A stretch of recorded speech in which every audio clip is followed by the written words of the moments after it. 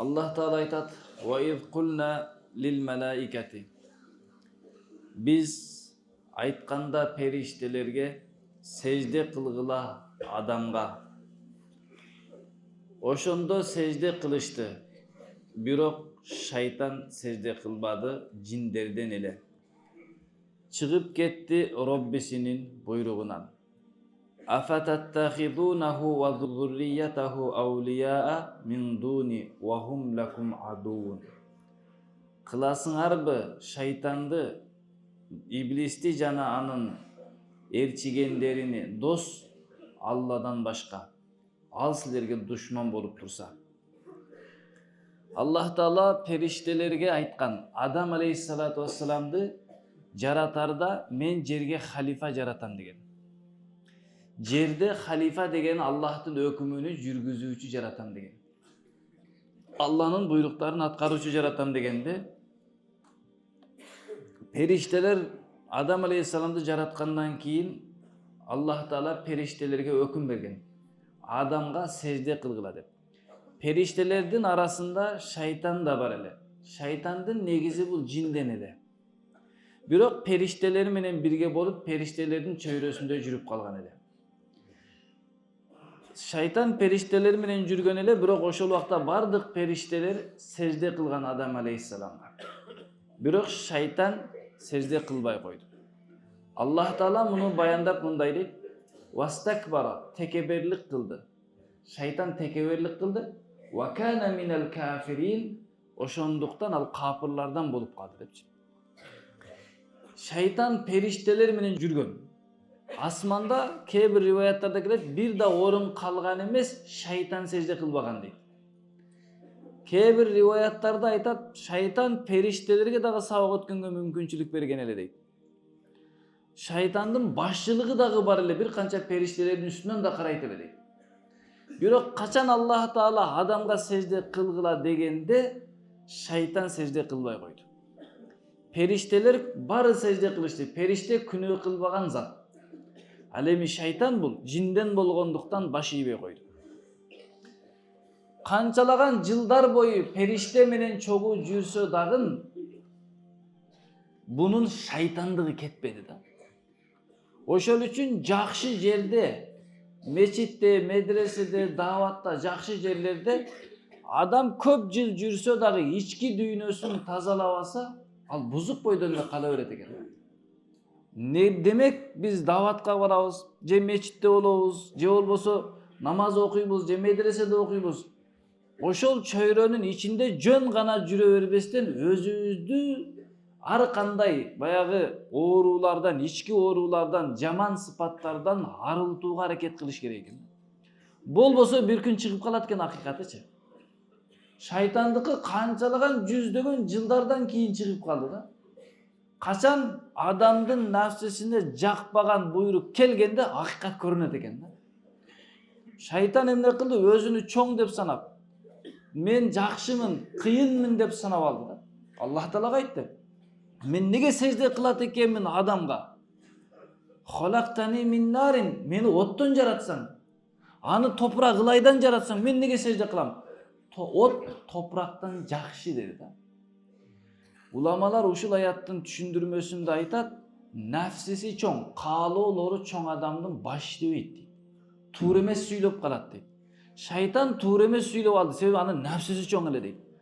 От жакшыбы, топурак жакшыбы? От күчтүүбү, топурак күчтүүбү салыштырып көрсө, топурак күчтүү болот экен. Отко бир нерсе таштасаң күйгүзүп салат экен да. Топуракка бир нерсе салсаң пайдалуу болсо өстүрүп берет. Зыян болсо өзүгө окшош кылып салат экен. Ошол үчүн үрөн таштайсыз, эмне кыласыз? Урук таштайсыз, топурак ошону көп кылып кайтарып берет. Аманатчыл экен да. Бир картошка саласыз, 10ду берет. Бир дана будайды таштай турган болсоңуз, 100 дана кылып аласыз күздөчү. Эң азында 10 эсе, болбосо 100дөгөн эсе аласыз да. Жердин сыфаты ушундай экен, аманатчыл экен да. Берсең кайтарып берет экен жакшы нерсени. Эгер жаман нерсени таштасаң, чиритип салат экен да, жок кылып жиберет экен. Ошол үчүн адамдарды көмгөндө бир канча жылдан кийин жер чиритип, түздөп топурак кылып салат. Кармап тура берсе сасып кетмек да алчы.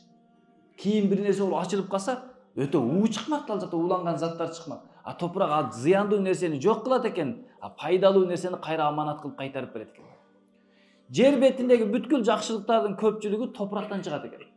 Көмүр да чыгат, алтын да чыгат, күмүш да чыгат. Бүткүл адамзатына керектүү нерселерди жерден алат экенбиз да, оттон албайт экенбиз да. Отко эмнени таштасаң күйгүзүп сала берет экен да. Пайдалуу нерсени таштасаң да күйгүзүп салат экен. Сени да кош күйгүзүп салат экен да. А шайтан айтып атпайбы жакшы деп. От текеберленет экен, адам өлсөгө карап жоголонот экен да. А топурак ыргызсаң төмөн карай кетет экен да. Топурак төмөн карай кетет экен да. Оттун ичинде текеберлик бар, шайтанда текеберлик бар. Адамда жөнөкөйлүк болот экен да, топурактан жаралган. От менен топуракты бири-бирине чачсаңыз, кимисин өчүрөт. Топурак отту өчүрүп салат. Демек топурак күчтүү экен. А бирок шайтан айтып атпайбы, мен оттон жаралганмын, мен жакшымын деп десе, нафсиси ачылып кеткен адамдын акылы иштебей калат экен да. Шайтандын нафсиси ачылып кеткендиктен не болду? Нафсисин артынан ээрчип калгандыктан топурактын жакшы экенин билбей калды да. Топурактын күчтүү экенин билбей калды. Текеберленип калды. Ошол үчүн адам өзүнүн ички дүйнөсүн текеберликтен, көрө албастыктан, жаман сыфаттардан аруулабаса, биринчи өзүгө зыян экен. Шайтан эмне кылды? Сежде кылбай койду. Сежде кылбай койгондо Аллах Таала кууп салды рахматынан. Асмандан кууп жерге түшүрүп салды. Шайтан айыптуу өзүнөн издебей, Адам алейхиссаламдан издеп баштады. Алла айтып атпайбы? Инна шайтана адуун лакум. Шайтан силердин душманыңар, фаттахидуху адуа. Аны душман деп туткула. Душман кармагыла, душман кылып сезгиле деди. Шайтан эмне кылды? Адамдын себебинен мен куулдум деди да. Сежде кылып койсоң иззаттуу болот элең го. Эмне кылды? Өзүнөн айып издебейт экен текебер инсан. Билесиз го, үйдө эмне кылат? Тамак куюп берсе, колуңдан коюп жерге койгонуңда туура эмес коюп төгүп алсаң не дейсиң? Азыраак куйсаң болбойбу дейсиң да. Эптеп түз коюп ичип алсаң болбойбу ошону? Эмне кылдык? Туура эмес коюп алгандан кийин төгүп алдым деп аялдын алдында күнөөкөр болгондон көрө аны күнөөкөр кылыш керек да, азыраак куйсаң болбойбу. Астта бир нерсе бар экен, тазалабайсың депчи. Адамдын сыфаты бар экен да, ошондой башканы күнөөлөө. Шайтан эмне кылды? Замат да башканы күнөөлөдү. Бул адам кылды. Ошондон кийин душман болду да. Андан эмне кылды? Биринчи душмандыкты Адам алейхиссаламдан баштайм деп, Адам алейхиссаламды азгырууга аракет кылды. Адам алейхиссалам жаннатта эле, шайтан азгырык жасады. Азгырыгы кандай болот десе, азгырыгы мындай болот экен да. Сиздер менен биздердин кыялданган бир үмүт кылган бир жакшы нерсебиз болот экен. Ошого жетүүгө аракет кылсак, Аллах Таала бир жол көрсөтөт. Мынаны аткарсаң, сен ушул жерге жетесиң деп. Шайтан башка жолду көрсөтөт.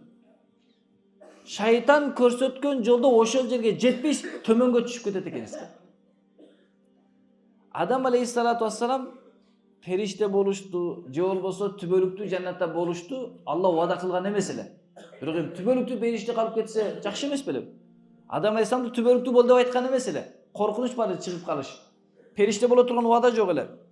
Шайтан айтты: "Мына даракты жесең периште болосуң. Түбөлүктүү жаннатта болосуң, падыша болосуң" деп. Эптеп азгырып эми окуясызын жеп алгандан эмне болду? Периште болду Адам алейхиссалам. Түбөлүктүү болдубу? Жаннатта калды? Жок. Аялынан ажырап калды. Жерге түшүп калды. Кийимдеринен ажырап калды. Кайсыл деңгээлде турса, ошонун төмөнгө кетет экен да. Мисалы биздин кыялыбызда бай болуш бар да. Каалайбыз барбыз? Кедей болсо көрүп бай болушту бардыгыбыздын нафсыбыз каалайт. Эми бай болуш үчүн Аллах Таала бир жол көрсөткөн. Сен бай болушуң үчүн не кыласың? Ажыга бар, садака бер. Мисалы Пайгамбар саллаллаху алейхи Аллах айткан: "Барыга шүгүр кыл, Аллага разы болсоң байыйсың, Алла байытат." Байыбасаң деле жүрөгүң бай болуп калат. Болсо ажылыкка бар, умрага бар. Садака кыл, жетим башын сыла, бай болуштун жолдору көп да. Алла ушундай десе, шайтан келип айтат: "Болбойт дейт. Эмелести сен ажыга барып келсең бай боло берең дейт. Акча кетти го дейт. Садака кылсаң 1000 сомдон 100 сом берсең 900 калбады, азайды го дейт."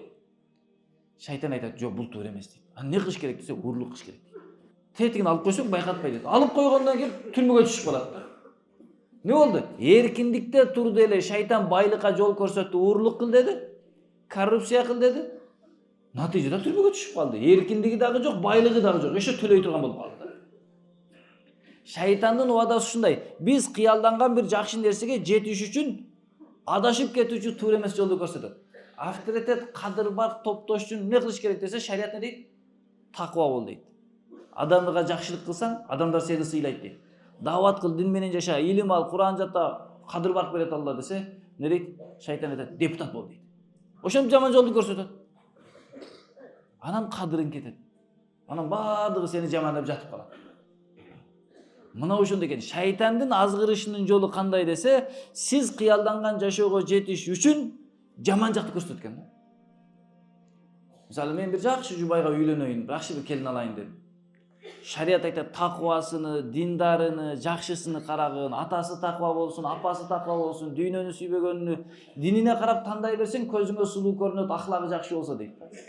Шайтан не дейт? Жок дейт. Сен ону дейт. Биринчи барып таанышышың керек, көрүшүң керек, анын келбетин көрүшүң керек, анан кийин алышың керек дейт. Азгырат да, баш жаман жака. Барып келбетине карап алсаң бир ажыдары чыгат да. Сыфатыны кара, динини кара, сени сыйлайбы дебейт экен да. Ошол үчүн шайтан биздин душманыбыз дегендиги, аны көрбөйсүң, урушайын десең көрбөйсүң, кармай албайсың, колуңа кирбейт. Бирок не кылат экен? Азгыра берет экен да. Ошол үчүн деп атат, Аллах Таала айтып атат. Силер шайтанды жана анын ээрчиген, азгырган адамдарыны, жиндерди, инсандарды, шайтан ээрчигендер шайтан аскерлери. Ошол шайтан жана шайтандын ээрчиген аскерлерини дос кыласыңарбы? Алладан башка. Ал силерге душман го деп атат. Ал дегендин мааниси шайтандын айтканын кылбагыла дейт. Эмне үчүн адамдар шайтандын айтканын көбүрөөк кылабыз? Эмне үчүн Алланын айтканын көп адам аткарбайт? Негизи эле дүйнөнү караса ар дайым бузукулар же болбосо ыймансыздар, башкалар көп болот да. Таквалар, жакшылар азыраак болот. Таква болмуш көрүнгөндө да баратып мүдүрүлүп кетет да. Эмнеге десе, себеби шайтан азгырыш үчүн биздин нафсибизди кошуп алдайт экен. Нафсибизге ылайыктуу кылып алдайт экен да. Аллах Тааланын буйруктары биздин нафсибизге каршы болот экен да. Ден соолуктуу болушум керек десе не дейт? Аллах Таала айтат: "Орозо карма, суму тасиху, орозо кармасаңар айгасыңар" дейт. Шайтан айтат: "Мынаны жеш керек, суурдун этин жеш керек, иттин этин жеш керек, карышкырдын этин жеш керек" деп арамдап барат экен да. Айыктырыш үчүн Алла жакшы нерсе айтып атат, хижама кыл деп атат, же болбосо зайтун чолунтун менен иштеп атат, адал сонун шыбалар турса, шайтан не дейт? Койчу, мына май, муну орозо кармап кыйналгандан көрү, ана иттин этин жебагын айгып кетесиң дейт. Бардыгы эле дамла иттин эти жесе болобу? Дарылыкка дейт. Иттин этте дарылык жок, бечара сөөк жегенден не дарылык бар ал жакта өзү? Өзү тойбогон сөөк жеп жүргөн жаныбар алчы. Суурдун этинде дарылыкка дейт. Суурдун этте дарылык жок да, мисалы, суур өзү өмүр бою сазда, жердин астында жашайт. Бизге эмне дейт? Шайтан айтат, шуну жесең дейт. Шайтан айыктырыш максат эмес, жедириш максат.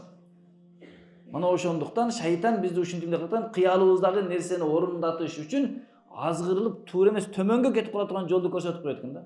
Мындайча айтканда, Ошко барайын десеңиз, көлдүн таксиге салып коет экен да. Ошко барасың шайтандар депчи. Карасаңыз көлдө жүрөсүз бир кат. Ошол үчүн эмне дейт? Алланын буйруктары нафсиге каршы болсо да аткарса, адам ийгиликке жетет экен.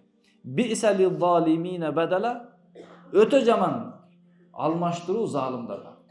Ушунча бизди жараткан, бизди нематтар менен курчатып койгон, өмүр берген, жашоо берген Аллах Тааланын буйруктарыны таштап, шайтанды ээрчип алгандар өтө катуу адашууга кеттилер. Өтө катуу алмаштыруу кылалы. Алланы албастан, тандабастан, Алланын буйругун тандабастан шайтанды ээрчип алды.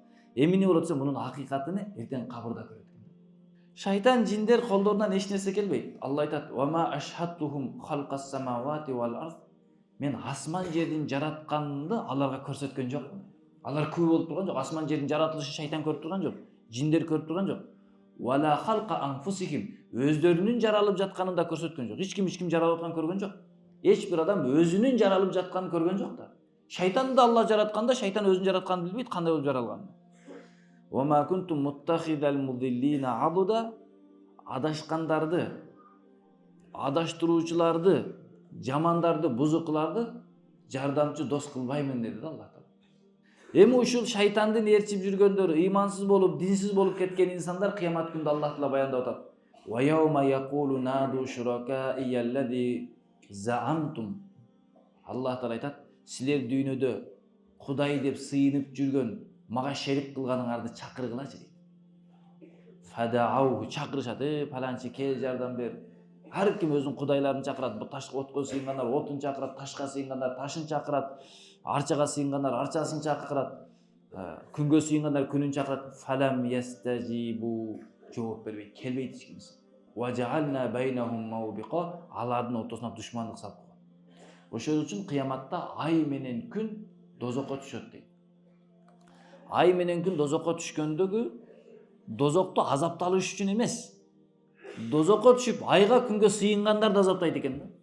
Sen maga sıyın баягы Аллага катуураак азап болсун үчүн менин сыйынып жүргөн күнүм буякта турат турбайбы, кайра өзүндү азаптап атса. Ай, ошол үчүн көпчүлүк мурдагы коомдордун көпчүлүгү ай менен күнгө, жылдызга сыйынган экен. Ошол үчүн ай менен күн дагы кыяматта аларга пайда бермек түгүл, аларды тескерисинче азаптайт экен. Мына ошол убакта эмне кылат? Варa'al mujrimuna an-nara fadhannu annahum muwaqi'uha. Күнөөкөрлөр дозокту көргөндөн кийин ишенип калат. Болду, эми биздин ишибиз бүттү, ушуга түшөбүз дейт. Валан яжиду анха масрифа, качууга жол таппайт. Бул дүйнөдө шайтанды ээрчип, нафсинин каалоосун аткарууга бир аз аракет кылгандар жакында барып туруп ушул жерге кабылат экен. Ал эми бул дүйнөдө Аллах Тааланын каалоосу менен, дин менен жашайт, эч кимге зыян бербейин, адамдарга пайда жеткизейин деп жашаган инсан эртең ушул күнү ийгилик, бактылуулукка жетет экен. Дозоктон сакталат. Кабырдын азаптары, кыяматтын азаптары бүт барынан сакталат экен. Шайтандын максаты адамдарды дозокко түшүрүү болду. Себеп шайтандын дозокко түшүүсү чечилген. Адамдарды да дозокко түшүрүп, өзүнүн дозоктогу азапталган шериктерин көбөйтмөкчү. Неге? Себеби жалгыз өзү дозокто турса болбой калат да. Кыйын болот. Ошол үчүн адамдардан да түшүрсө айтат экен да. Булар да түштү, мен да түштүм эми. Көп элебиз го. Баягы көп адам бир кыйынчылыкка түшүрсө, эми көпчүлүк бир нерсе кылабыз, эми чыдайбыз дейт. Жалгыз өзүң кыйналып калсаң, оор болот экен да. Ошондуктан шайтандын максаты адамды адаштыруу, дозокко жеткенге чейин. Аллах баарыбызды шайтандын азгырынан сактаган болсун. Субханакаллах.